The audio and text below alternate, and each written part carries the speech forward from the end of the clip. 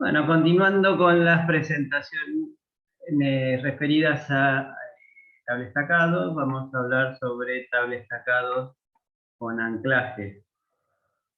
La idea es que cuando el desnivel del terreno a salvar sea significativo, o sea, cuando la altura del desnivel del terreno sea amplia, estamos hablando más de 5 a 6 metros de altura, puede ser conveniente colocar un apoyo en el extremo superior de la tablestaca, o sea, del tablestacado. Esto es para, ya que si la tablestaca tiene una configuración estática de voladizo, entonces los esfuerzos de flexión serían muy grandes, sería muy deformable y requeriría una resistencia muy grande. Por lo tanto, puede ser conveniente colocar un apoyo en el extremo superior de la tablestaca. Ahora, ese apoyo normalmente, a lo largo de toda la longitud de la tablestaca, puede ser materializado en principio con una viga longitudinal, acá lo representa como un doble T, que será normal a la pantalla, corre en la misma dirección que el tablestacado, pues esa viga longitudinal o viga carrilera se puede colocar al frente del tablestacado o en la parte trasera del tablestacado, y esa viga, cada cierta separación, estará vinculada o sostenida mediante tensores a algún, algún elemento estructural que sirva de anclaje, de los cuales vamos a referirnos dentro de un rato. En cuanto a la configuración estática de este tablestacado, podemos suponer que el suelo de fundación o bien le garantice un apoyo simple a la tablestaca o bien le garantice un empotramiento. Si la profundidad de hincado de la tablestaca es pequeña, entonces tendremos que garantizar que por lo menos el suelo de fundación le garantice un apoyo simple, de manera tal que en el extremo de la tablestaca la vamos a suponer como simplemente apoyada. Por otro lado, si la profundidad de hincado de la tablestaca es importante, bueno, ese hincado de la tablestaca puede, si es suficiente, puede garantizar un empotramiento en el extremo inferior. Obviamente que en la configuración correspondiente a un empotramiento, un apoyo fijo, en el extremo superior será menos deformable y los esfuerzos de flexión en la tablestaca serán menores que en el caso de considerarla simplemente apoyada. Pero el precio es que la profundidad de la tablestaca debe ser mayor.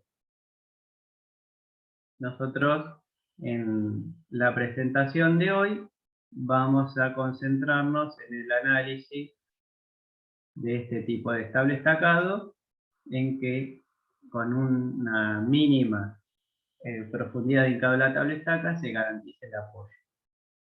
Vamos a analizar dos casos. Uno es que el suelo de fundación sea un suelo granular y el segundo caso en que sea un suelo cohesivo. En ambos casos vamos a considerar que el suelo de relleno sea un suelo granular, permeable, que no acumule o que permite, más precisamente que permita el libre drenaje del agua.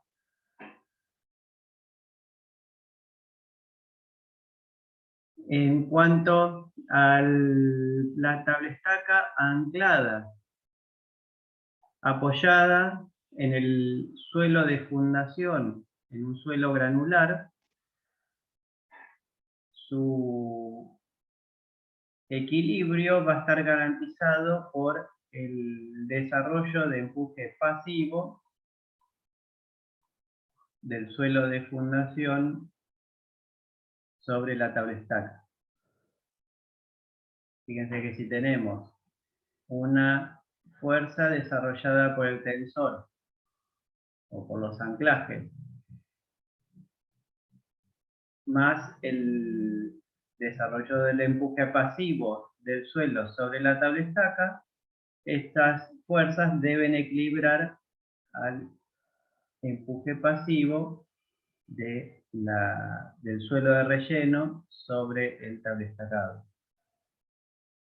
Para poder determinar cuál debe ser la profundidad de hincado de la tablestaca para garantizar el equilibrio y cuál será la fuerza que desarrollen los anclajes, se plantean ecuaciones de equilibrio de fuerzas horizontales, las cuales deben ser 0, y se plantea la ecuación de equilibrio de pares o momentos respecto a cualquier punto arbitrario de la tabla estaca. Por simplicidad se suele tomar el punto O', el punto en donde se encuentra el anclaje, y la sumatoria de momentos debe ser 0.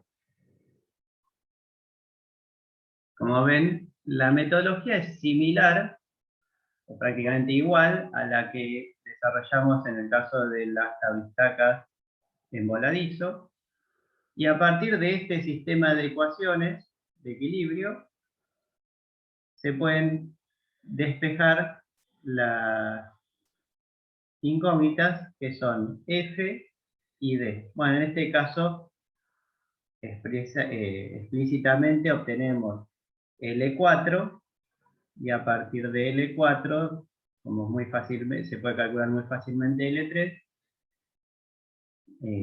podemos calcular cuál es la profundidad necesaria de hincado de la tabla estaca para garantizar el apoyo simple del que estábamos haciendo referencia. Para garantizar un margen de seguridad entre esa profundidad de hincado de la tabla estaca teórica que garantice el equilibrio, se adopta un factor de seguridad que puede variar de 1,3 a 1,4.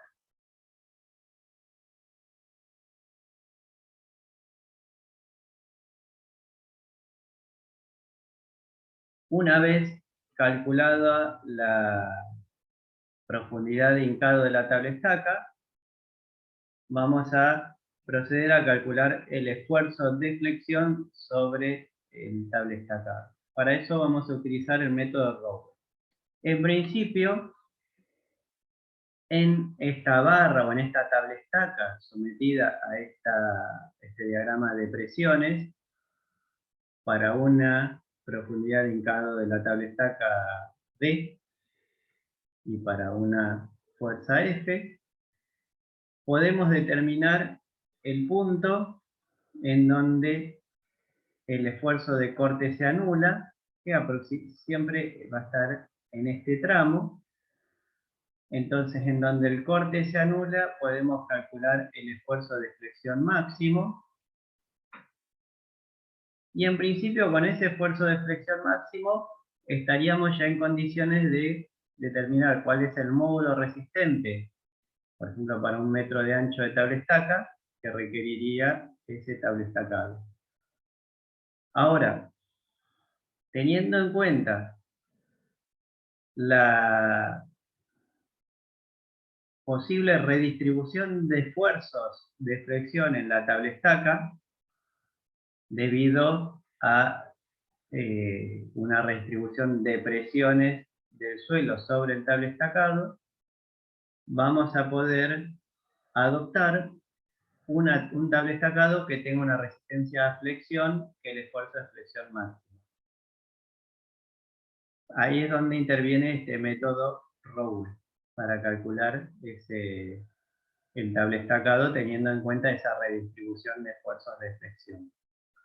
Para eso vamos a calcular primero la longitud real de la tablestaca, que es igual a L1 más L2 más el D real. Recuerden que L1 es la profundidad en la que se encuentra el nivel freático, L2 es la profundidad entre el nivel freático y la línea de dragado, y D es la profundidad de hincado de la tablestaca en este caso optamos el valor real. Eso es H'. Con el módulo de elasticidad del cable estacado y el momento de inercia correspondiente, todo para 1 metro de ancho, podemos calcular el factor ρ. Con ese factor ρ podemos hallar su logaritmo base 10 y determinar ese valor de logaritmo de ρ para un cable estacado seleccionado, ¿no? Pues ya tenemos que tener el momento de inercia de ese cable estacado seleccionado. Por otro lado, para el cable estacado seleccionado, obtendremos una resistencia de diseño y para el esfuerzo de flexión máximo calculado previamente podemos calcular esa relación. Entonces,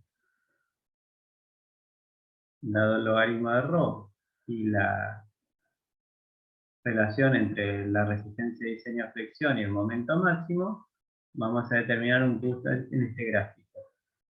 Si el punto se encuentra por encima de la curva que representa la densidad relativa del suelo de relleno, en este caso para arena suelta o la segunda curva la más baja como arena densa, si el punto está por encima de la curva correspondiente al tipo de suelo, el diseño o la tabla estaca adoptada es segura y verifica la flexión. Como ven, cuanto el valor de ρ tenga su ordenada más a la derecha, o sea, sea mayor, se permite adoptar tabla estacas con menor resistencia de diseño en relación a la resistencia máxima. Para eso vamos a visualizar un ejemplo.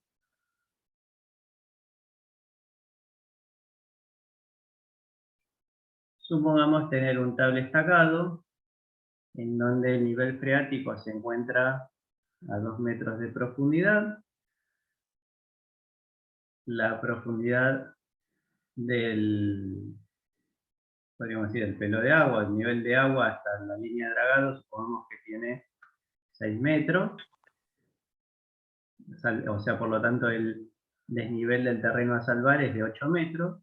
Supongamos que el tensor lo colocamos, o la línea de tirantes, la colocamos a 1 metro de profundidad, de manera tal que L2 también queda a 1 metro de profundidad.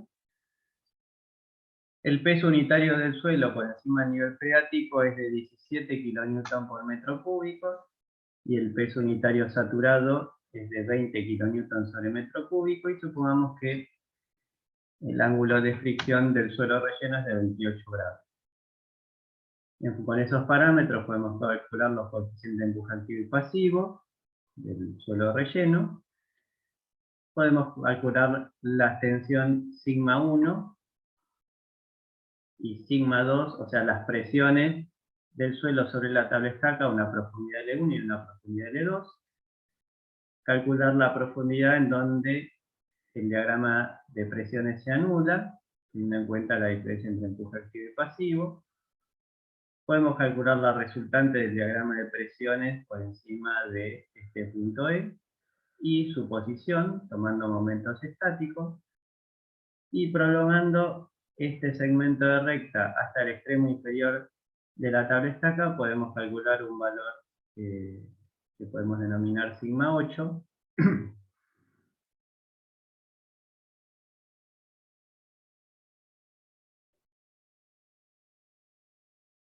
Ahora, para poder calcular cuál es la profundidad a la que debemos hincar la tabla estaca, en función de este valor L4, esta profundidad L4, lo que vamos a hacer es resolver una ecuación algebraica de grado 3, usando la función objetivo. Esa función algebraica de grado 3 es similar, no es igual, pero es parecida a la que habíamos resuelto o planteado en la clase pasada, siguiendo la bibliografía de Das. Entonces, vamos a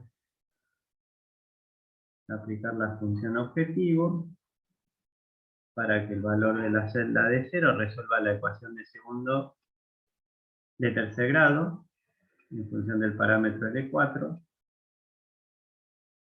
Bueno, en este caso L4 es 257 metros, y junto con L3 van a sumar la profundidad de hincado de la tabla estaca, son casi 4 metros, y adoptamos un factor de seguridad 1,3, nos da que la profundidad de hincado de la tabla estaca adoptada es de 5 metros 17.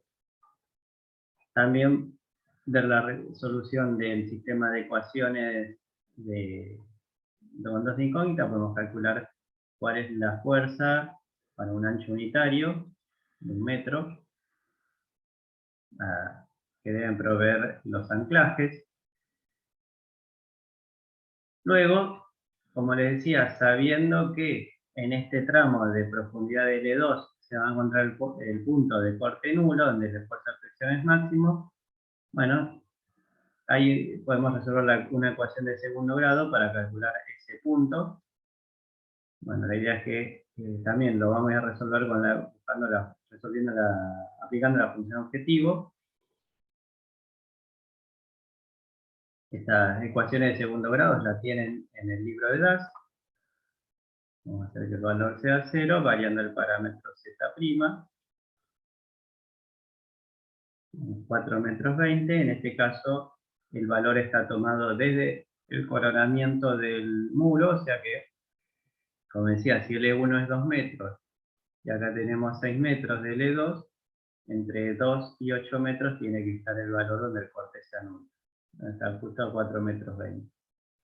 Bueno, calculando el esfuerzo de flexión, debido a todo el diagrama de presiones sobre la tabla estacada, incluido en la fuerza de los anclajes, vemos que el esfuerzo de flexión máximo es de 284 kN por cada metro de ancho de tabla estacada.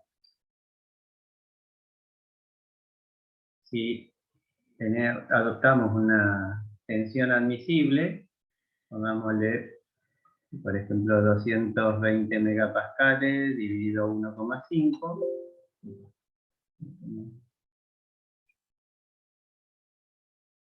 Igual. Por ejemplo, para una tensión admisible de 147 megapascales, el módulo resistente debería ser de 1938 centímetros cúbicos por metro.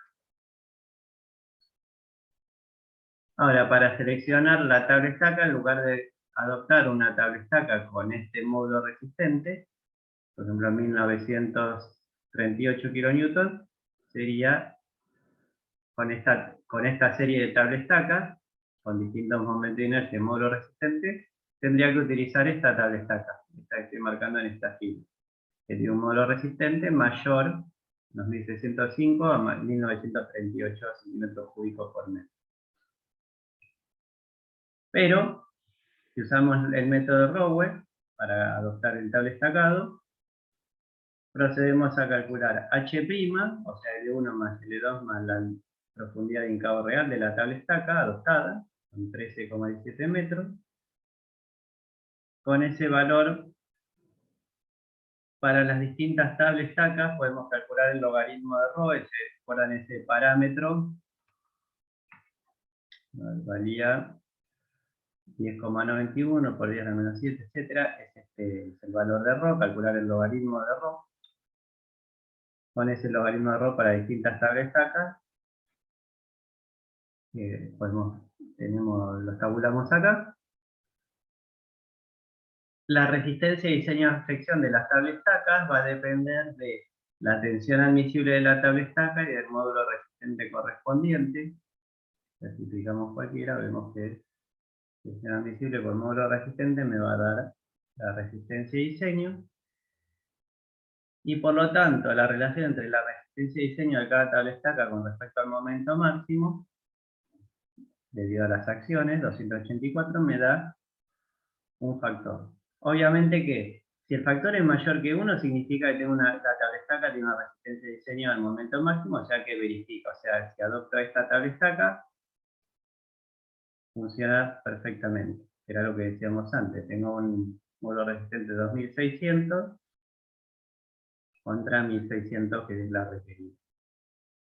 Pero según si admitimos una redistribución de fuerza en el tabla estacado, vemos que, por ejemplo, si calculamos para la serie PZ27, logaritmo de ρ es 3,2, el punto rojo. 3,2 andaría más o menos por ahí. Y ahora, para la relación resistencia y diseño momento máximo, 0,84. O sea que vamos a de arriba, 0,84, anda por acá. Bueno, para esta serie PZ27, si el punto se encuentra por encima de la curva correspondiente al tipo de suelo, quiere decir que el diseño es seguro. En este caso, como el punto rojo está por encima de la curva correspondiente a suelos granulares densos, e inclusive está sobre la línea de arena suelta, significa que se puede adoptar esta serie. Si voy a una serie menor, bueno, 1,6 ya no, ya me salgo de...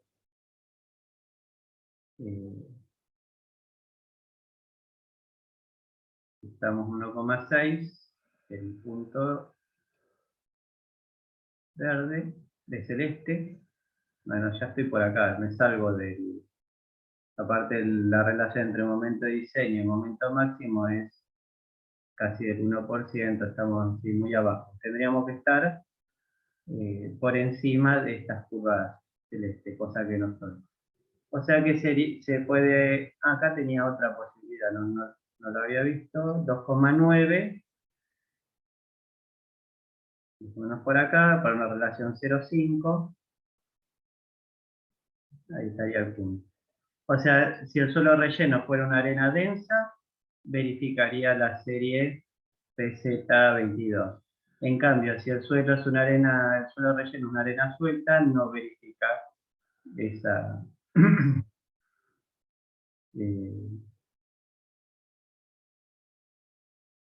no verifica esa serie. Bueno, como ven, esta es la metodología para adoptar un cable estacado sumergido o cimentado en arena, con anclaje. ¿Alguna duda hasta acá? No, no.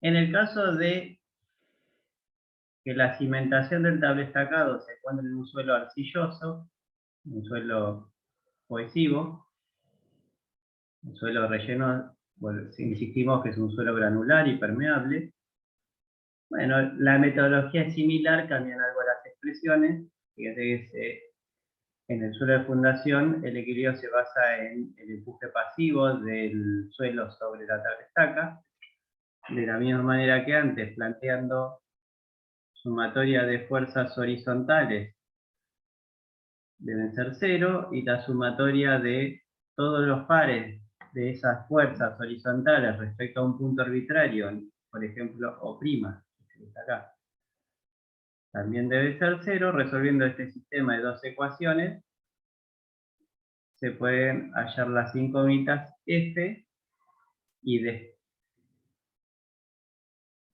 con estas dos ecuaciones. En este caso lo resolvemos directamente a partir de D, y en D se resuelve con la ecuación de segundo grado.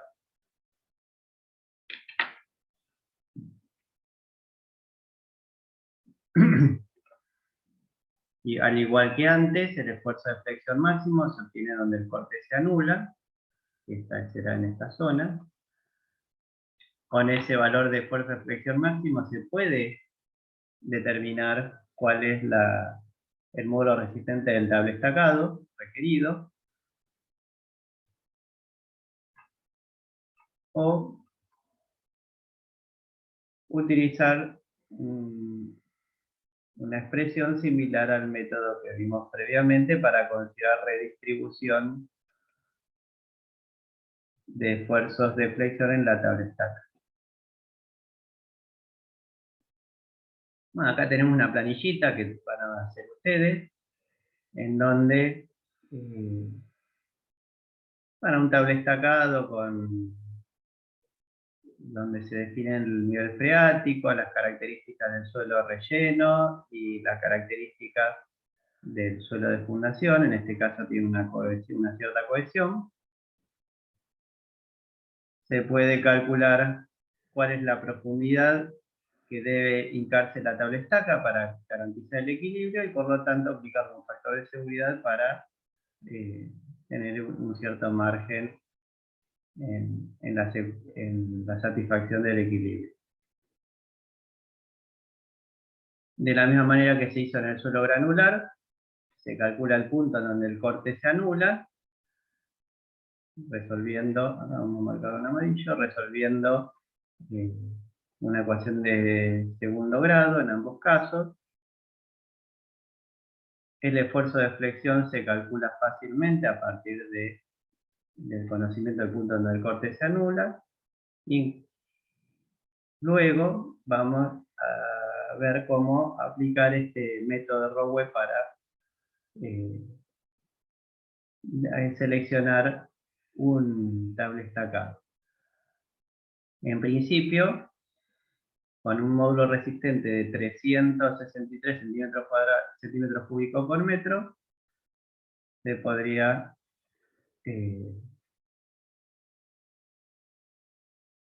satisfacer el equilibrio, ¿no? Bueno, con resistir el esfuerzo de flexión máximo a 363, acá tenemos 970, verifica. Bueno, habría que ver si podemos utilizar una serie menor para resistir los esfuerzos de flexión en la tabla estática. Para eso vamos a calcular H', dijimos que era la longitud total de la tabla estaca, es D más L1 más L2, en este caso el D adoptado, 1,94, más 3 más 6 más 9 metros, son 10 metros 94. Vamos a calcular la presentación. Vamos a calcular para cada tabla estaca un factor ρ y S sub n, que es un número de estabilidad, lo denominan, y una altura dimensional alfa, que es genérico para todas las tablas estacas, el número dimensional 0,46, alfa 0,82. Y bueno, vamos a encontrar una serie de gráficos para distintos valores del logaritmo de ρ. En este caso, en nuestro caso, el logaritmo de ρ lo tenemos tabulado en esta expresión. Por ejemplo, si queremos verificar si esta tabla estaca satisface la resistencia a flexión, el logaritmo de ρ es menos 1,9, más o menos está próximo al menos 2. Ahora con el número de estabilidad, S sub n, que vale 0,46, ingresamos por las abscisas. Bueno, lo tenemos acá alineado, estamos en este gráfico, 0 para número de estabilidad 0,46, acá más o menos cerquita al 0,5. Y para un coeficiente alfa 0,82, o sea 0,8, estamos en este punto de la curva. Bueno, la idea es que, como se ve, la resistencia de diseño con respecto a la máxima es 1, o sea que por lo tanto necesito, en este caso, la resistencia de diseño respecto a la máxima 0,35, cosa que no verifica, no funciona, debería ser 1. O sea que si es 1, igualmente diseñaremos con el esfuerzo de flexión máximo la tabla estaca, o sea con 63 kN por metro, que se corresponde con este módulo resistente. Por lo tanto, la tabla estaca seleccionada será la PZ22.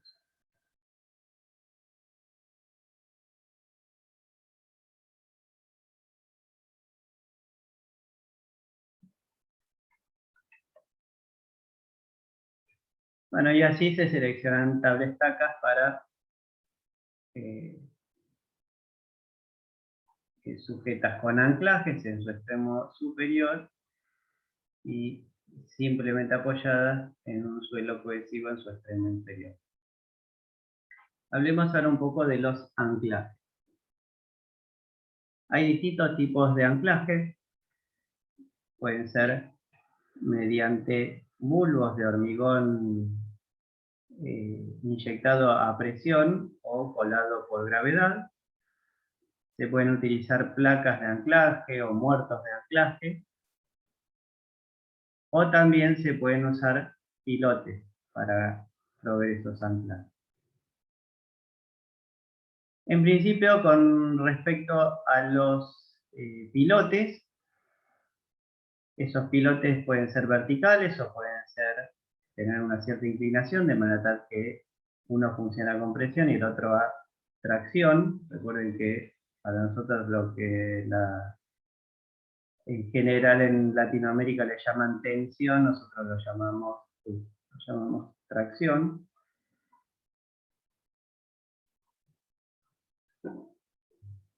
Nosotros le decimos tensión a otra cosa, no a la tracción.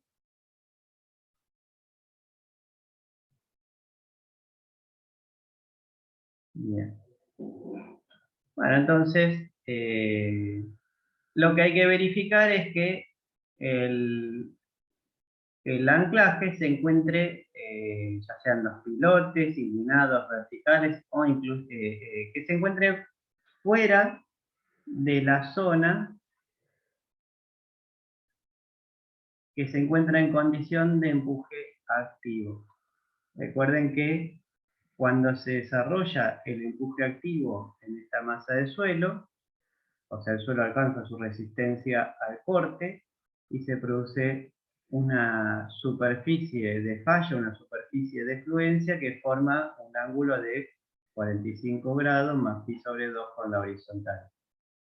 Eso es, insisto, porque se produce la condición de falla por empuje activo. Entonces tenemos que estar el anclaje fuera de esa zona de empuje activo. En el caso de utilizar placas de anclaje o muertos de anclaje, que garantizan su resistencia debido a que el suelo va a reaccionar desarrollando un empuje pasivo sobre el mismo cuando el tablestacado se desplace hacia la izquierda, los anclajes aplicarán una fuerza hacia la izquierda sobre las placas de anclaje o muertos de anclaje y el suelo va a reaccionar con una fuerza hacia la derecha y el suelo va a alcanzar su resistencia al corte cuando se desarrolle la condición de empuje pasivo. Por lo tanto, en la condición de empuje pasivo, el ángulo de la superficie de falla con respecto a la horizontal es de 45 grados menos pi sobre 2. Es un poco más acostado, más inclinado. La idea es que la masa de suelo en condición de empuje activo y la masa de suelo en condición de empuje pasivo no se solapen. ¿Para qué? Para que toda esta masa de suelo que resiste el desplazamiento del muerto de anclaje pueda desarrollarse en toda su capacidad, que pueda desarrollar ese empuje pasivo. Entonces no se deben solapar estas regiones o secciones de empuje activo con la de empuje pasivo con la de empuje activo.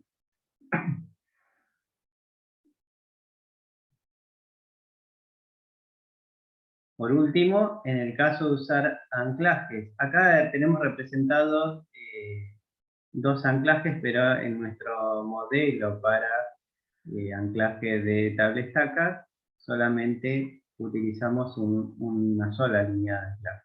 Entonces, hagamos como que esto no está.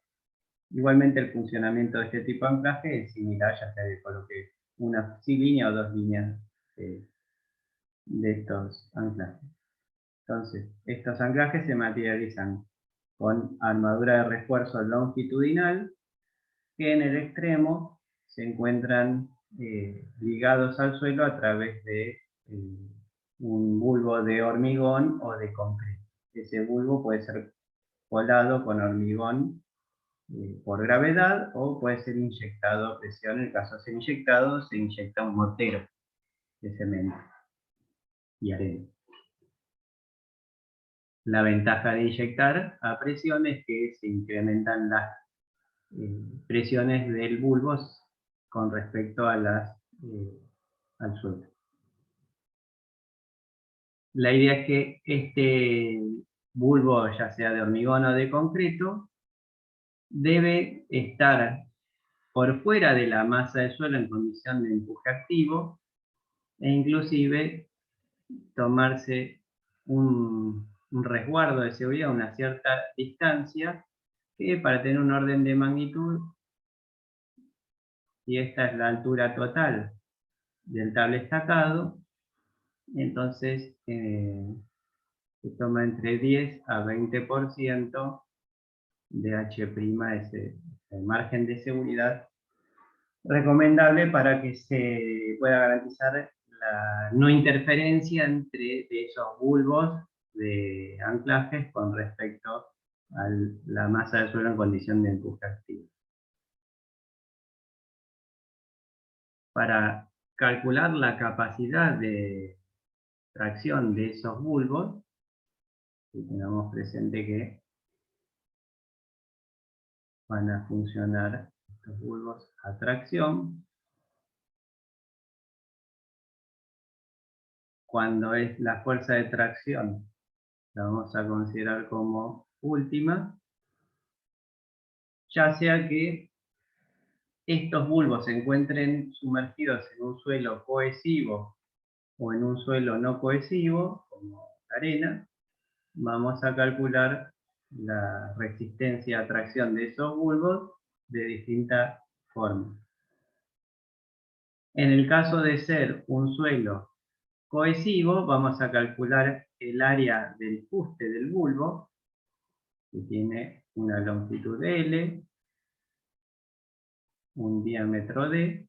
Por lo tanto, pi por diámetro es el perímetro del bulbo, por L es el área del fuste de ese bulbo.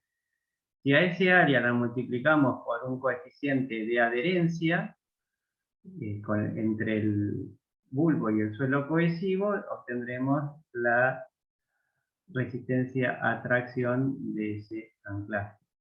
Para calcular esa adherencia, podemos utilizar el método alfa, en donde, ¿se acuerdan que alfa es un coeficiente que penaliza la cohesión del propio suelo?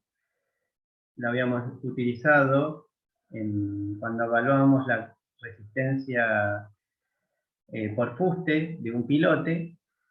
Entonces, si representamos el coeficiente alfa en función de la cohesión, más o menos tiene una forma de este tipo, en donde alfa vale 1 para valores bajos de cohesión, y a medida que la cohesión es mayor, los suelos arcillosos se encuentran más fisurados y por lo tanto se ve la adherencia será una fracción menor de la cohesión. Como ven, la eficiencia de estos bulbos en suelos cohesivos es independiente de la profundidad del bulbo. Ahora, en el caso de los suelos granulares, la capacidad de carga de estos bulbos, obviamente que va a depender del área del fuste del bulbo, o sea, pi por diámetro, perímetro, por L, la longitud del bulbo, es igual a el área de ese bulbo, y ese área multiplicado por una tensión. ¿Cómo vamos a calcular la tensión de fricción entre bulbo y hormigón? Primero, a una profundidad media del bulbo, vamos a calcular las tensiones verticales del suelo debido a toda la capa de suelo que tenemos por encima, o sea, esto es gamma prima por la profundidad, vamos a poner H minúscula. Siempre vamos a usar tensiones efectivas, ¿ya? Donde interviene el nivel freático, disminuye las tensiones con respecto a cuando el nivel freático no no se presenta. Esto es sigma 0, ¿sí? Las tensiones verticales debido a la columna del suelo que tenemos por encima del bulbo. Si a esas tensiones las multiplicamos por un coeficiente de empuje, K, obtendremos una presión sobre el bulbo. ¿Sí? Estaremos transformando las tensiones verticales en presiones sobre el bulbo. Ese coeficiente K tomará valores entre el valor correspondiente al coeficiente de empuje activo y el coeficiente de suelo en reposo. La idea es que cuando el bulbo se llene por gravedad, el coeficiente de empuje de suelo sobre el bulbo estará más próximo al coeficiente de empuje activo. En cambio, cuando el bulbo se inyecte a presión, se incrementen las presiones del bulbo sobre el suelo, el coeficiente de empuje será más próximo al del suelo en reposo. Inclusive, si la inyección es de bastante intensidad, pueden inclusive incrementarse los coeficientes correspondientes al del suelo en reposo. Y con respecto al valor de la tangente de phi, que es para transformar esas presiones del suelo sobre el bulbo en tensiones de fricción, en realidad Terzaghi lo que recomienda es usar la tangente de delta, donde delta es el ángulo de fricción entre el hormigón o el concreto y el suelo, que aproximadamente es igual a 1/2 a 2/3 de la tangente de phi. O sea, Terzaghi recomienda usar una fracción del ángulo, del factor de fricción entre suelo y suelo, sino que usar el factor de fricción entre suelo y hormigón. Bueno, hechas estas consideraciones, para calcular la resistencia a tracción de un anclaje de este tipo, tengamos en cuenta que cuando nosotros calculamos la fuerza F sobre el tablestacado, era una fuerza horizontal, y la resistencia a tracción del anclaje tiene un ángulo, podríamos decir alfa, con la horizontal. Por lo tanto, la idea es que la resistencia a tracción del anclaje multiplicada por el coseno de alfa debería ser mayor o igual que, o dicho de otra manera, la capacidad a tracción del anclaje debe ser mayor o igual que F dividido el coseno de alfa, ¿no?